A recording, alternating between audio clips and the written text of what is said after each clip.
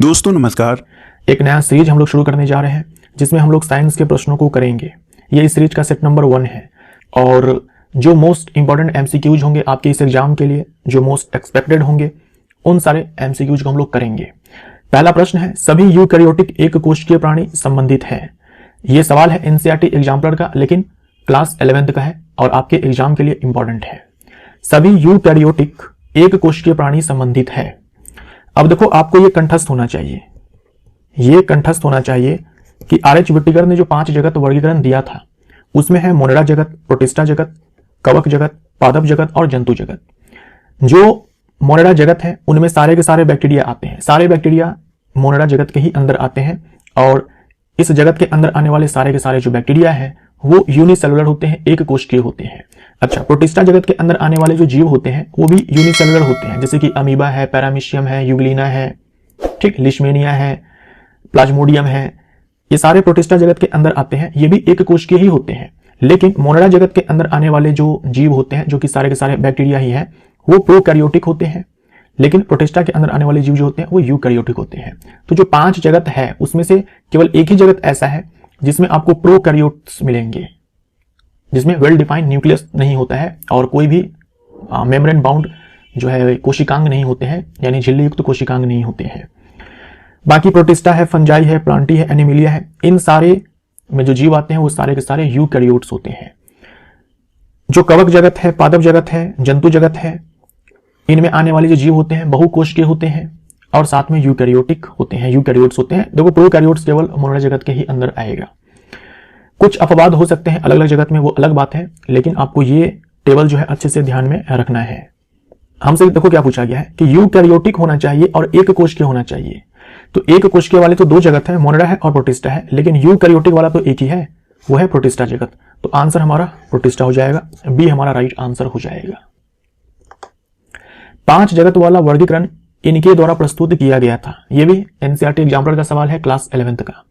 तो आर.एच. व्हिटिकर हमारा आंसर हो जाएगा, आर.एच. व्हिटिकर। देखिए, 2 जगत वर्गीकरण दिया था लिनियस ने, इन्होंने पूरे जीव को बांटा था पादप जगत और जंतु जगत में। फिर आते हैं अर्नस्ट हैकेल, इन्होंने प्रोटिस्टा जगत को इंट्रोड्यूस किया और पूरे जीव को 3 जगत में बांट दिया, पादप जगत, जंतु जगत और प्रोटिस्टा जगत। फिर आते हैं कोपलैंड, इन्होंने दिया 4 जगत वर्गीकरण और इन्होंने मोनेरा जगत को लाया। उसके बाद आर.एच. व्हिटिकर आते हैं, इन्होंने 5 जगत वर्गीकरण दिया जो अभी सबसे ज्यादा प्रचलित है। इन्होंने कवक जगत को लाया, पादप जगत, जंतु जगत, प्रोटिस्टा जगत, मोनेरा जगत, ये सारे पहले से थे, इन्होंने कवक जगत को लाया। उसके बाद 6 किंगडम क्लासिफिकेशन जो है, 6 किंगडम क्लासिफिकेशन, 6 जगत वर्गीकरण, ये दिया कार्ल वुज ने। इन्होंने मोनेरा जगत को 2 पार्ट्स में बांट दिया, आर्की बैक्टीरिया और यू बैक्टीरिया के अंदर। बाकी के सारे ऐसे ही हैं, प्रोटिस्टा जगत, कवक जगत, पादप जगत और जंतु जगत। आपके लिए यूजफुल कौन सा है? आपके लिए यूजफुल है ये 2 जगत वर्गीकरण, 5 जगत वर्गीकरण और 6 जगत वर्गीकरण।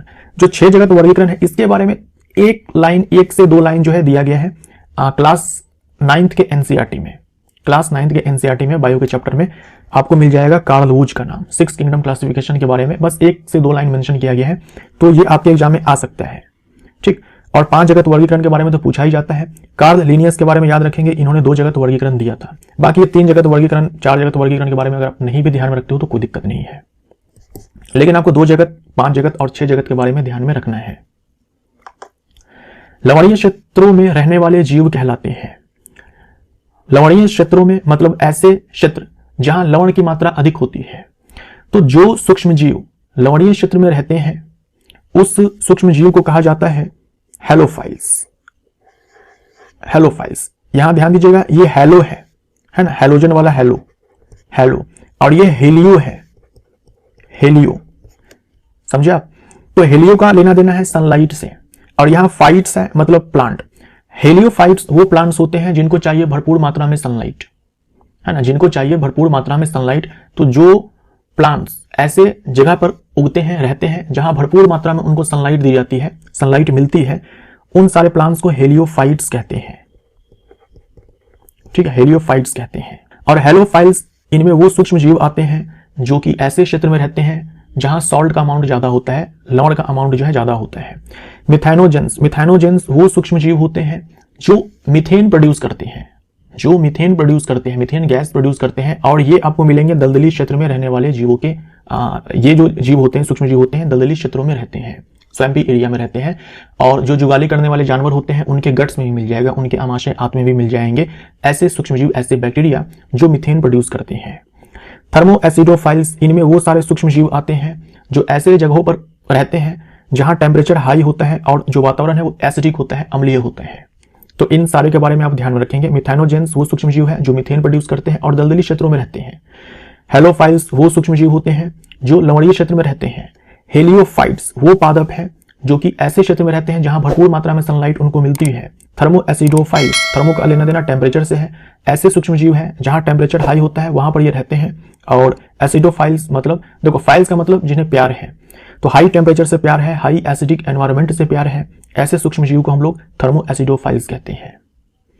आंसर हमारा बी हो जाएगा क्योंकि हमसे लवणीय क्षेत्र में रहने वाले जीव के बारे में पूछा गया था। साइनोबैक्टीरिया निम्न के अंतर्गत वर्गीकृत किए गए हैं। साइनोबैक्टीरिया को नील हरित शैवाल भी कहा जाता है, ब्लू ग्रीन एल्गी भी कहा जाता है। साइनोबैक्टीरिया अपने आप में बैक्टीरिया ही है, साइनोबैक्टीरिया अपने आप में बैक्टीरिया ही है। और सारे के सारे बैक्टीरिया कहां पर आते हैं? मोनेडा जगत के अंदर आते हैं, मोनेडा जगत के अंदर आते हैं साइनोबैक्टीरिया। साइनोबैक्टीरिया जो है फोटोसिंथेसिस कर सकते हैं क्योंकि इनके पास क्लोरोफिल ए पाया जाता है, क्लोरोफिल ए पाया जाता है। ठीक, ये भी एनसीईआरटी एग्जाम्पलर का क्वेश्चन है। अभी तक जो भी आपने सवाल देखा सारे के सारे एनसीईआरटी एग्जाम्पलर का सवाल है और ये सारे के सारे क्लास 11th के हैं। निम्न में से किस जंतु समूह में 4 कक्ष युक्त हृदय पाया जाता है? यानी वो कौन सा समूह है इसमें से जिसमें 4 चैम्बर्ड हार्ट पाया जाता है? जैसे हमारे अंदर 4 चैम्बर है, हार्ट के अंदर 4 कक्ष है, 2 अलिंद है, 2 निलय है, वैसे ही आपको बताना है कि कौन सा वो ग्रुप है जिसमें 4 कक्ष युक्त हृदय पाया जाता है। वेरी वेरी इंपॉर्टेंट, ये आपको ध्यान में रखना है। मछलियों के अंदर 2 ही चैम्बर होते हैं, यानी 2 चैम्बर वाले हार्ट होते हैं, 2 कक्ष युक्त जो है हृदय होता है जिसमें 1 अलिंद मिलेगा और 1 निलय मिलेगा। ऑरिकल मतलब अलिंद और वेंट्रिकल मतलब निलय। जो उभयचर होते हैं उसमें 3 चैम्बर मिलेगा और जो सरीसृप होते हैं उनमें भी 3 चैम्बर मिलेगा। 3 चैम्बर वाले में 2 अलिंद मिलेगा और 1 निलय मिलेगा। मिक्स्ड ब्लड जो है फ्लो होता है। हार्ट जो है कौन सा ब्लड पंप करता है? मिक्स्ड ब्लड पंप करता है 3 चैम्बर वाले में, ध्यान में रखिएगा। उसके बाद देखो, जो पक्षी है और जो स्तनधारी है इनके हृदय में 4 कक्ष होते हैं, 2 अलिंद और 2 निलय होते हैं। तो इन दोनों में जो है हार्ट के द्वारा पंप किया जाता है ऑक्सीजनेटेड ब्लड को, जबकि मछलियों में जो हार्ट के द्वारा ब्लड को पंप किया जाता है वो डीऑक्सीजनेटेड होता है, यानी कि विऑक्सीजनित।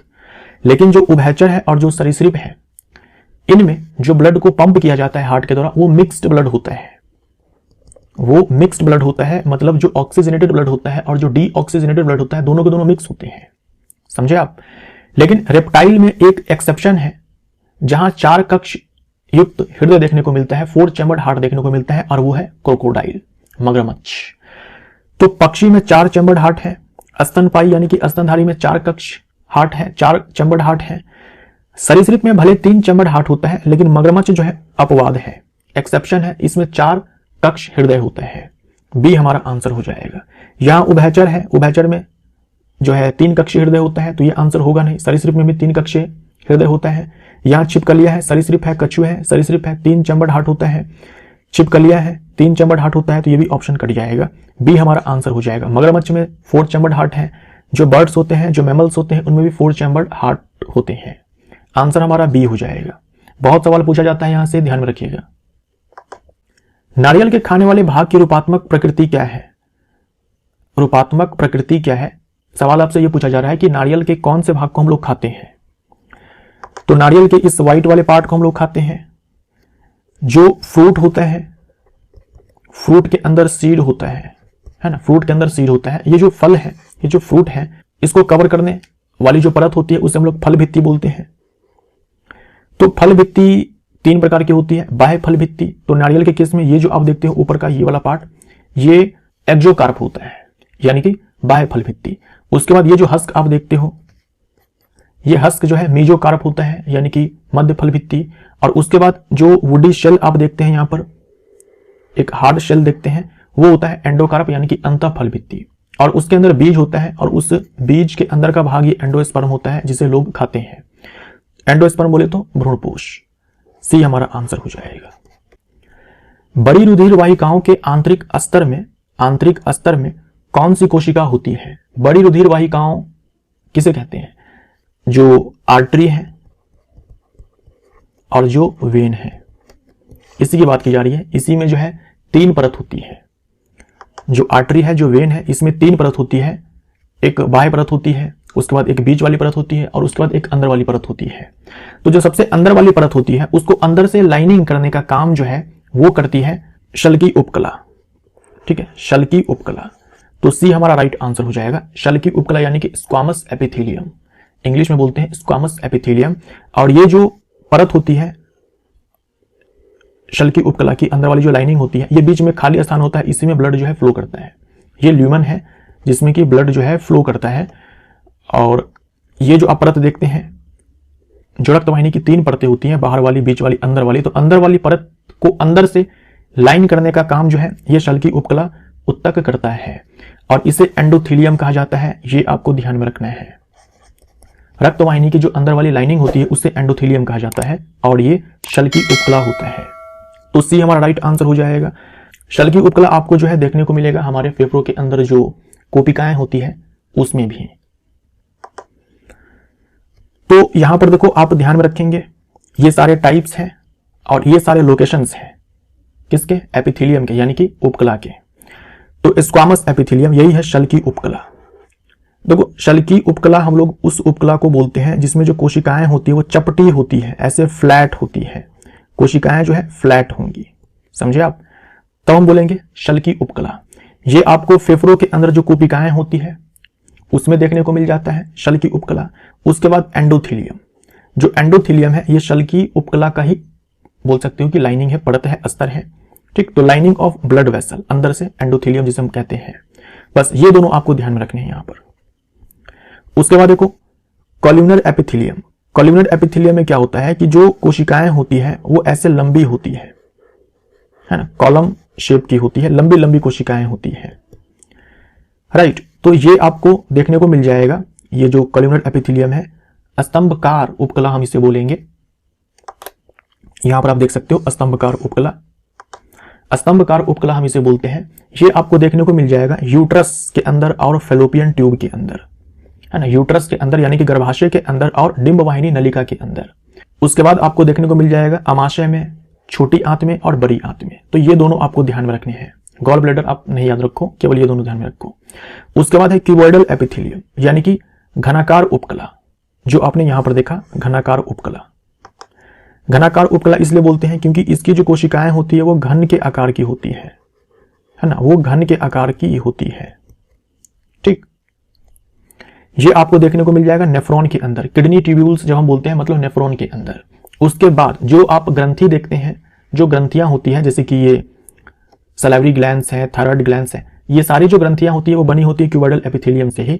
और जो इनके डक्ट्स होते हैं जिनमें ये अपना सिक्रीशन डालते हैं, अपना स्राव डालते हैं, उन डक्ट्स में भी ये आपको घनाकार उपकला देखने को मिल जाएगा। उसके बाद है स्ट्रेटिफाइड एपिथेलियम। यहां देख लो स्तरीकृत उपकला लिखा हुआ है। इसका मतलब ये होता है कि जो कोशिकाएं होंगी वो कई सारी परतों में होंगी। जैसे इन सारे के अंदर देखो स्ट्रेटिफाइड नहीं लगा हुआ है, मतलब कोशिकाओं की बस एक ही परत है। अगर हम स्ट्रेटिफाइड लगा देते हैं तो कोई सा भी टाइप हो सकता है, बस उसमें क्या होगा कि कोशिकाओं की 2 या 2 से अधिक परतें होंगी। तो जहां भी प्रोटेक्शन प्रोवाइड करना होता है ना, जहां भी यांत्रिक सहारा प्रदान करना होता है, वहां पर स्ट्रेटिफाइड एपिथेलियम ही देखने को मिलता है। तो ये हमारे त्वचा में देखने को मिल जाएगा। जो एपिडर्मिस है, बाहर से जो आप त्वचा देखते हो वो स्ट्रेटिफाइड एपिथेलियम ही है, समझे आप? और केराटिन प्रोटीन भी होता है हमारे त्वचा में। उसके बाद जो मुख गुहा है, जो कि जो ईसोफेगस है, फूड पाइप। उसके बाद जो वेजाइना है, तो वेजाइनल ट्यूब जो होता है या फिर ईसोफेगस जो है या फिर बकल कैविटी, हम लोग खाना खाते हैं तो कितना रगर होता है हमारे माउथ में, बकल कैविटी में, मुख गुहा में। तो जहां भी यांत्रिक सहारा प्रदान करने की बात आएगी वहां पर स्ट्रेटिफाइड एपिथेलियम देखने को मिल जाएगा। ये टाइप कोई सा भी हो सकता है कोशिका के शेप के आधार पर, लेकिन स्ट्रेटिफाइड देखने को मिल जाएगा क्योंकि वहां पर मैकेनिकल स्ट्रेंथ प्रोवाइड करना होता है। तो ये सारे टाइप्स हैं, ये सारे लोकेशंस हैं जो आपको अच्छे से ध्यान में रखने हैं। ठीक है, इसे अगर आप नहीं भी ध्यान में रखते हो तो भी चलेगा, इसे आप नहीं भी ध्यान रखते हो तो भी चलेगा, इसे आप नहीं ध्यान रखते हो तो भी चलेगा। बाकी के सारे लोकेशंस जो है आपको ध्यान में रखने होंगे। वसा ऊतक निम्न में से किस श्रेणी में आते हैं? वसा उत्तक, देखो वसा उत्तक अपने आप में एक संयोजी उत्तक है, तो आंसर हमारा बी हो जाएगा। आंसर हमारा बी हो जाएगा। हमारे पूरे बॉडी में जो है 4 प्रकार के उत्तक हैं। 4 प्रकार के उत्तक हैं, उपकला उत्तक, संयोजी उत्तक, पेशी उत्तक और तंत्रिका उत्तक। संयोजी उत्तक के कई सारे प्रकार होते हैं, जिसमें से एक प्रकार होता है वसा उत्तक। और वसा उत्तक की जो कोशिकाएं होती है उसे एडिपोसाइट कहा जाता है, ये आप ध्यान में रखेंगे। वसा उत्तक की जो कोशिकाएं होती है उसे एडिपोसाइट कहा जाता है, इंग्लिश में एडिपोज टिश्यू कहा जाता है। एडिपोसाइट यानी कि वसा उत्तक की जो कोशिकाएं होती है उसे आप देखेंगे तो इसमें ना फैट स्टोर्ड होता है। फैट स्टोर्ड होता है तो ये फैट रिजर्वोयर है, यानी वसा का भंडार है। ये आप देख रहे हो, ये नाभिक है, ये पीला कलर से जो दिखाया गया ये नाभिक नहीं है, ये तो फैट है जो कि स्टोर किया गया है यहाँ पर। नाभिक तो ये है बेचारा साइड में है, धक्का मार करके इसको साइड कर दिया गया है, क्योंकि पूरे सेल में जो है फैट को स्टोर करना है। तो वसा उत्तक का काम होता है वसा को संचित करना, है ना, उसको स्टोर करना। वसा उत्तक की कोशिकाओं को हम लोग एडिपोसाइट कहते हैं। निम्न में से कौन संयोजी उत्तक नहीं है? संयोजी उत्तक नहीं है, देखो 4 प्रकार के उत्तक होते हैं, उपकला उत्तक, संयोजी उत्तक, पेशी उत्तक, तंत्रिका उत्तक। पेशी उत्तक ये संयोजी उत्तक नहीं है। ये सारे के सारे जो है संयोजी उत्तक के ही प्रकार है। आपको कंठस्थ होने चाहिए संयोजी उत्तक के कौन कौन से टाइप्स हैं। तो एरियोलर टिश्यू है, एडिपोज टिश्यू है, जो हम लोगों ने जस्ट देखा थोड़ी देर पहले। वसा उत्तक जिसमें वसा स्टोर किया जाता है। टेंडन हिंदी में लिगामेंट बोलते हैं, सॉरी टेंडन हिंदी में कंडरा बोलते हैं, लिगामेंट हिंदी में स्नायु बोलते हैं, कार्टिलेज यानी कि उपास्थि, बोन यानी कि अस्थि, ब्लड मतलब कि रुधिर। ये सारे टाइप्स होते हैं किसके? कनेक्टिव टिश्यू के, यानी कि संयोजी उत्तक के। तो ये सारे टाइप्स आपको कंठस्थ होने चाहिए। बहुत सारे सवाल पूछे जाते हैं यहाँ से, 1-2 नहीं पूछे जाते हैं, बहुत सारे पूछे जाते हैं, समझे आप। टेंडन के बारे में आप याद रख लो यहाँ पर कि टेंडन जो है ये बोन और मसल को आपस में कनेक्ट करने का काम करता है, जबकि जो लिगामेंट है ये बोन से बोन को कनेक्ट करता है, जबकि टेंडन जो है ये बोन से मसल को कनेक्ट करता है। इनमें से कौन सा यौगिक कार्बन डाइऑक्साइड के साथ अभिक्रिया करके चूना पत्थर बनाता है? कार्बन डाइऑक्साइड के साथ अभिक्रिया करके चूना पत्थर बनाता है। अब देखो आप लोगों के घरों में जो है काम शुरू हो चुका होगा, ठीक है, समय आ चुका है, दिवाली जो है आने वाला है, तो आप सब जो है क्या करेंगे, अपने अपने घरों में पुचारा करेंगे। क्या करेंगे? मार्केट से चूना खरीद के लाएंगे, मार्केट से चूना खरीद कर लाएंगे ना, ऐसा चूना आप खरीद करके लाएंगे। ये क्या है? ये है कली चूना, यह है कली चूना, है ना, क्विक लाइम, इसको अनबुझा चूना भी कहते हैं, कली चूना भी कहते हैं, ठीक। ये कैल्शियम ऑक्साइड है, ये है कैल्शियम ऑक्साइड। अच्छा, इसको सिंपली लाइम भी कह देते हैं हम लोग, सिंपली चूना अगर बोला जाए मतलब कैल्शियम ऑक्साइड है, ठीक है, कैल्शियम ऑक्साइड है। फिर आप क्या करते हैं कि एक बर्तन में इसको डालते हैं, ऐसा हम एक कंटेनर लेते हैं, उसमें इसको डालते हैं, फिर उसमें पानी डालते हैं। जब हम पानी डालते हैं तो आप देखते होंगे बर्तन गर्म हो जाता है, बर्तन गर्म हो जाता है, क्योंकि ये जो हम यहाँ पर कर रहे हैं ना, ये रिएक्शन करवा रहे हैं इस कैल्शियम ऑक्साइड का पानी के साथ, और क्या बना देते हैं? भकरा चूना बना देते हैं, भकरा चूना बना देते हैं, कैल्शियम हाइड्रोक्साइड बना देते हैं। इसे हम लोग बुझा हुआ चूना बोलते हैं, भकरा चूना बोलते हैं, ठीक। और कंटेनर गर्म हो जाता है, क्योंकि ये जो अभिक्रिया होती है वो ऊष्माक्षेपी अभिक्रिया होती है, एक जो थर्मिक रिएक्शन जो है होती है, ऊष्माक्षेपी अभिक्रिया होती है, ऊष्मा का यहाँ पर उत्सर्जन होता है। इसमें हम और पानी डालते हैं, डाल करके पूरा एक विलयन बना लेते हैं। जो हम विलयन बनाते हैं उसे हम लोग लाइम वाटर बोलते हैं, ठीक, लाइम वाटर बोलते हैं। उसके बाद क्या करते हैं? दीवारों पर पुचाड़ा करते हैं, दीवारों पर चढ़ाते हैं इस लाइम वाटर को। जब हम दीवारों पर चढ़ा देते हैं उसी समय जो है आप देखेंगे तो दीवार आपको उतना चमकदार नहीं दिखेगी, उतनी सफेदी नहीं आती है, लेकिन 2 दिन 3 दिन बाद आप देखेंगे तो दीवार जो है शाइन करने लगती है, सफेद हो जाती है, चमकदार हो जाती है, क्योंकि ये जो कैल्शियम हाइड्रोक्साइड है ये एयर में जो कार्बन डाइऑक्साइड है उसके साथ अभिक्रिया कर दीवार के ऊपर एक पतली सी परत बना देती है चूना पत्थर का, ठीक है, दीवार के ऊपर जो है एक पतली परत जो है बन जाती है चूना पत्थर का। इसी कारण दीवार जो है सफेद दिखने लगती है, चमकदार दिखने लगती है। तो पूछा है ना कि कौन सा यौगिक कार्बन डाइऑक्साइड के साथ अभिक्रिया करके चूना पत्थर बनाता है, तो आंसर आपका हो जाएगा कैल्शियम हाइड्रोक्साइड, डी हमारा आंसर। जो कुछ भी समझाया वो सब आपको ध्यान में रखने हैं, बहुत सारे सवाल यहां से पूछे जाते हैं, तो आपको अच्छे से ध्यान में रखना है। निम्नलिखित विकल्पों में से HIV संक्रमित होने से बचने का सर्वोत्तम उपाय कौन सा है? HIV का फुल फॉर्म याद रखिएगा, ह्यूमन इम्यूनो डेफिशिएंसी वायरस। 4 आपको उपाय दिए गए हैं, बताना है कि इस 4 में से कौन सबसे बढ़िया उपाय है HIV से बचने के लिए, HIV इन्फेक्शन से बचने के लिए। जो डी ऑप्शन है इसमें दिया गया है केवल मादक पदार्थों के आदि व्यक्तियों के साथ यौन क्रिया करने से बचना, यानी जो ड्रग्स लेते हैं उनके साथ यौन क्रिया नहीं करना है, उनसे उनके साथ यौन क्रिया करने से बचना है। अब देखो जो ड्रग्स लेते हैं, हो सकता है वो HIV इन्फेक्टेड हो या हो सकता है वो HIV इन्फेक्टेड ना हो, है ना। जो ड्रग्स लेते हैं जरूरी थोड़ी है कि वो HIV इन्फेक्टेड है, वो HIV इन्फेक्टेड हो भी सकते हैं, नहीं भी हो सकते हैं। तो यहाँ पर कुछ कंफर्मेशन है नहीं, ये जरूरी नहीं है कि वो HIV इन्फेक्टेड हो। HIV इन्फेक्टेड जो होंगे उसके साथ यौन क्रिया किया जाएगा तभी तो HIV का संक्रमण होगा। तो इसमें कंफ्यूजन है कि वो HIV इन्फेक्टेड पर्सन हो भी सकता है, नहीं भी हो सकता है। और विकल्प पढ़ते हैं। ए पढ़ो, केवल वेश्याओं के साथ यौन क्रिया करने से बचना। ये जरूरी तो नहीं है ना कि जो वेश्या होती है वो HIV इन्फेक्टेड हो, ऐसा भी हो सकता है कि जो वेश्या ना हो वो HIV इन्फेक्टेड हो। तो ऐसा नहीं है कि वेश्या के साथ यौन क्रिया करने से HIV इन्फेक्शन हो जाएगा और जो वेश्या नहीं है उसके साथ यौन क्रिया किया जाए तो HIV इन्फेक्शन नहीं होगा, ऐसा तो नहीं होता है ना। जो HIV इन्फेक्टेड होंगे उसी के साथ यौन क्रिया करने से HIV इन्फेक्शन होगा। तो वेश्या के साथ यौन क्रिया करने से HIV इन्फेक्शन हो भी सकता है, नहीं भी हो सकता है, डिपेंड करता है कि जो प्रोस्टिट्यूट है वो HIV इन्फेक्टेड है या नहीं है ऑलरेडी। उसके बाद बी विकल्प में देखो क्या कहा गया है, केवल एक ही ज्ञात स्वस्थ व्यक्ति के साथ यौन क्रिया करने तक सीमित रहना। उसके बाद एड्स से पीड़ित व्यक्तियों के साथ यौन क्रिया करने से बचना।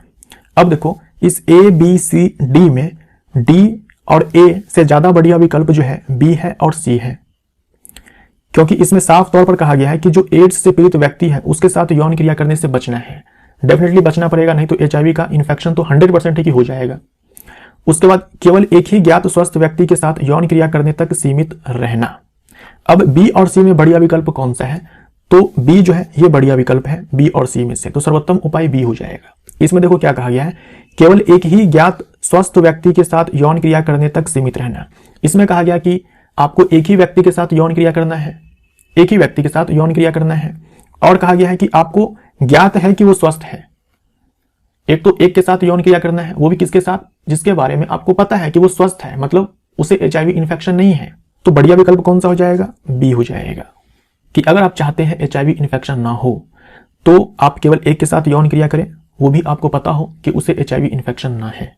ठीक है, तो B हमारा राइट आंसर हो जाएगा। ये रेलवे ग्रुप डी 2022 का पूछा हुआ प्रश्न है। एक इलेक्ट्रॉनिक उपकरण के टर्मिनलों के बीच 0.3 मिली वोल्ट का वोल्टेज होने पर उससे होकर 15 मिली एम्पियर धारा प्रवाहित हो रही है। इस उपकरण का प्रतिरोध क्या होगा। तो प्रतिरोध बराबर हमारे पास फॉर्मूला होता है V/I। V का मान आपको दिया गया है 0.3 मिली वोल्ट है, तो इसे हम लोग वोल्ट में कन्वर्ट कर लेंगे। बट्टे में 15 मिली एम्पियर है, इसको भी हम लोग क्या करेंगे, कन्वर्ट कर लेंगे एम्पियर में। अब इतने पार्ट को आप सॉल्व करो, इतने पार्ट को आप सॉल्व करेंगे तो 20 आएगा। 20 गुने में 10⁻³ वोल्ट पर एम्पियर क्या होता है, वोल्ट पर एम्पियर जो है ओम होता है, और इसी को हम लोग लिख सकते हैं, इसको हटा करके 20 मिली ओम। तो हमारा आंसर यहां पर डी हो जाएगा, डी हमारा राइट आंसर हो जाएगा। निम्न में से कौन सा दी गई रासायनिक अभिक्रिया के लिए सही संतुलित समीकरण है। बताना है कौन सा ऑप्शन है जो कि इसका बैलेंस्ड इक्वेशन है। तो FeH2O है, Fe3O4 प्लस H2 है। यहां पर देखिए तो आयरन के 3 एटम्स हैं, यहां पर एक ही एटम है, तो यहां पर हम लोग 3 से मल्टीप्लाई कर देंगे। यहां पर देखो तो ऑक्सीजन के 4 एटम्स हैं, बट यहां पर एक ही है, तो हम लोग यहां पर 4 से मल्टीप्लाई कर देंगे। मतलब यहां पर 4 H2O है, 4 H2O है, एक H2O में एक ऑक्सीजन, तो 4 H2O में 4 ऑक्सीजन, तो 4 ऑक्सीजन के एटम्स यहां पर, 4 ऑक्सीजन के एटम्स यहां पर। लेकिन हाइड्रोजन यहां पर देखो 8 हो गए, है ना, 4 इंटू में 2 करेंगे, 4 इंटू में 2 करेंगे तो 8, लेकिन यहां पर देखो 2 ही है, तो हम यहां पर 4 से मल्टीप्लाई कर देंगे, तो 4 इंटू में 8 हो जाएगा। सारे के सारे जो तत्व है उनके परमाणु जो है संतुलित है, मतलब ये पूरा का पूरा समीकरण जो है संतुलित है। तो देख लो ये विकल्प, ये जो है कौन से विकल्प में है, तो यहां पर 3 आयरन के एटम्स हैं, यहां पर 4 H2 है, यहां पर Fe3O4 है, यहां पर 4 H2 है, तो डी हमारा आंसर हो जाएगा, ये संतुलित है। प्लास्टर ऑफ पेरिस के निर्माण के लिए कच्चे पदार्थ के रूप में इनमें से किस यौगिक का उपयोग किया जाता है। प्लास्टर ऑफ पेरिस का फॉर्मूला होता है CaSO4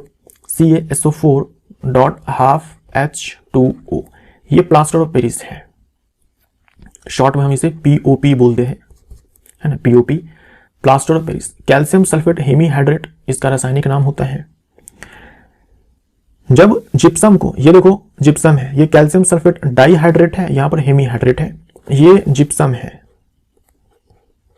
ये जिप्सम है। जब जिप्सम को हीट किया जाता है 373 केल्विन पे, तब जाकर के पीओपी प्राप्त होता है। तो ए हमारा आंसर हो जाएगा। ये सोडियम कार्बोनेट डेकाहाइड्रेट है, इसे हम लोग वॉशिंग सोडा बोलते हैं। ठीक, वॉशिंग सोडा बोलते हैं, धावन सोडा बोलते हैं। 10 ओम प्रतिरोध वाले एक चालक की कुंडली में -2 वोल्ट का प्रेरित विद्युत वाहक बल होने पर कुंडली में प्रेरित धारा कितनी होगी? जो ईएमएफ है उसे आप विभवांतर की तरह ट्रीट करेंगे। ये -2 वोल्ट आपको दिया गया है और जो प्रतिरोध है वो है 10 ओम। यहां से हमें धारा चाहिए, तो आई बराबर हो जाएगा V बट्टे में R ओम के नियम से। V का मान जो है -2 है, R का मान जो है 10 है, SI मात्रक में है, वोल्ट में है, ओम में है। तो जो आंसर आपका निकल करके आएगा वो SI मात्रक में आएगा, एम्पियर में आएगा। तो -0.2 एम्पियर, -0.2 एम्पियर, सी हमारा आंसर। इनमें से कौन सी धातु अभिक्रियाशीलता श्रेणी में सबसे कम अभिक्रियाशील धातु है? देखिए, ये जो रिएक्टिविटी सीरीज है धातुओं की, जो कि आपको मिल जाएगा क्लास 10th एनसीईआरटी में, ये आपको कंठस्थ होने चाहिए। रट लो एकदम से, चाहे जैसे रटना है रट लो, चाहे जैसे रटना है रट लो। यहां पर सोना है ना, सोना के नीचे प्लेटिनम भी लिख लेना, सोना के नीचे प्लेटिनम लिखना। सबसे कम अभिक्रियाशील धातु यहां पर देख लो, सोना आपको दिख रहा है, तो सी हमारा आंसर हो जाएगा। ये आपको रटना है। ये पोटेशियम है, सोडियम है, कैल्शियम है, मैग्नीशियम है, एल्यूमिनियम है, जिंक है, आयरन, लेड। यहां पर देख लो, ये हाइड्रोजन है, ये कॉपर है, ये मरकरी है, ये सिल्वर है, ये गोल्ड है। यानी ये सारे जो मेटल्स हैं ये हाइड्रोजन से भी कम रिएक्टिव है, हाइड्रोजन जो कि अधातु है। क्या होता है जब सांद्र हाइड्रोक्लोरिक अम्ल को मैंगनीज डाइऑक्साइड में मिलाया जाता है? सांद्र हाइड्रोक्लोरिक अम्ल है जब इसमें मैंगनीज डाइऑक्साइड मिलाया जाता है, तो यहां पर बनेगा MnCl2 प्लस, यहां पर क्लोरीन गैस मुक्त होती है और यहां पर जल बनता है। ये बैलेंस्ड नहीं है, आप चाहो तो इसको बैलेंस्ड जो है वो कर सकते हो, ये अभी बैलेंस्ड नहीं है। अगर हम इसको बैलेंस करने जाएं तो यहां पर देखो क्लोरीन के 4 एटम्स हैं, यहां पर एक ही है तो 4 से मल्टीप्लाई कर देंगे। यहां पर 4 हाइड्रोजन के एटम्स हो गए, यहां पर 2 ही हाइड्रोजन के एटम्स है, 2 से मल्टीप्लाई कर देंगे तो 4 हाइड्रोजन के एटम्स हो गए। यहां पर देख लो 2 ऑक्सीजन के एटम्स है, यहां पर 2 ऑक्सीजन के एटम्स है, यहां पर 1 मैग्नीज का एटम है, यहां पर 1 मैग्नीज का एटम है, तो ठीक है, बैलेंस्ड हो गया ये। अब ऑप्शन को देख लेते हैं। हाइड्रोजन गैस मुक्त होती है, क्या हाइड्रोजन गैस मुक्त हुई है? नहीं, तो ये आंसर नहीं होगा। मैंगनीज डाइऑक्साइड का मैंगनीज 2 क्लोराइड में अपचयन होता है। मैंगनीज डाइऑक्साइड का अपचयन हो गया है मैंगनीज 2 क्लोराइड में। यहां पर मैंगनीज का जो ऑक्सीडेशन स्टेट है वो +4 है, जबकि यहां पर +2 है। तो ऑक्सीकरण संख्या का कम होना रिडक्शन को बताता है, अपचयन को बताता है। तो हाँ, मैंगनीज डाइऑक्साइड का अपचयन हो गया है मैंगनीज 2 क्लोराइड में, बी हमारा आंसर। हाइड्रोक्लोरिक अम्ल का अपचयन होता है जबकि MnO2 का ऑक्सीकरण होता है। नहीं, MnO2 का ऑक्सीकरण नहीं हुआ, रिडक्शन हुआ है। हाइड्रोक्लोरिक अम्ल का अपचयन हुआ है? नहीं, हाइड्रोक्लोरिक अम्ल का अपचयन नहीं हुआ है। देखो HCl से जो है हाइड्रोजन का रिमूवल हुआ है, तो हाइड्रोजन का रिमूव हो जाना जो है ये ऑक्सीडेशन कहलाता है। तो ये ऑक्सीडेशन है, क्योंकि रिडक्शन भी हो रहा है, अपचयन भी हो रहा है, उपचयन भी हो रहा है, तो ये अपने आप में एक रिडॉक्स अभिक्रिया है, रिडॉक्स रिएक्शन है। हाइड्रोक्लोरिक अम्ल का क्लोरीन गैस में अपचयन होता है? नहीं, अपचयन नहीं, उपचयन हो रहा है, तो ये भी गलत हो जाएगा, ये भी गलत हो जाएगा, बी हमारा राइट आंसर हो जाएगा। ये अभिक्रिया जो है ध्यान में रखिएगा। ये रो है यानी कि प्रतिरोधकता है, ये कैपिटल R है यानी कि प्रतिरोध है, ये धारा है और ये तार के काट का क्षेत्रफल है। इसके बीच सही संबंध क्या है? तो R = रो इंटू में L/A होता है। अब देख लो यहाँ पर R बराबर रो LA है, जो कि गलत है, यहाँ पर भी ये गलत है, तो यहाँ से हम लोग रो निकाल लेते हैं। रो बराबर हो जाएगा R इंटू में A बट्टे में L, R इंटू में A बट्टे में L, यानी कि ये सही है, ये गलत है, बी हमारा आंसर। जो कैपिटल R है ये रेजिस्टेंस है, जबकि ये रेजिस्टिविटी है, प्रतिरोधकता है। गोलीय दर्पण के लिए V, U और F के बीच सही संबंध क्या है? तो मिरर के लिए जो दर्पण सूत्र है वो 1/F = 1/V + 1/U है, और जो आवर्धन सूत्र है वो है -V बट्टे में U। ठीक, और बराबर हम लोग ये भी लिख सकते हैं प्रतिबिंब की ऊंचाई बट्टे में वस्तु की ऊंचाई। अगर हम लेंस की बात करें तो यहाँ पर 1/F = हो जाएगा, बस यहाँ पर प्लस है तो माइनस हो जाएगा, और आवर्धन बराबर हो जाएगा माइनस चिन्ह हटा करके V/U। V जो है ये प्रतिबिंब दूरी है, U वस्तु दूरी है, और जो स्मॉल f है ये फोकल डिस्टेंस है, फोकस दूरी है, और यहाँ भी हम लोग ये फॉर्मूला लगा सकते हैं। तो गोलीय दर्पण के लिए पूछा गया है, तो 1/f is equal to 1/v plus 1/u हो जाएगा, यानी कि सी हमारा राइट आंसर। एक 3 सेंटीमीटर ऊंची वस्तु को f फोकस दूरी वाले उत्तल लेंस के सामने 1.5f दूरी पर रखा जाता है, आवर्धन ज्ञात कीजिए। देखो फोकल डिस्टेंस तो f दिया गया है, लेकिन वस्तु दूरी जो है ये -1.5f दिया हुआ है, लेकिन वस्तु दूरी हम लोग हमेशा ऋणात्मक लेते हैं, तो यहां पर -1.5f हो जाएगा। अब आपको क्या चाहिए, आवर्धन चाहिए।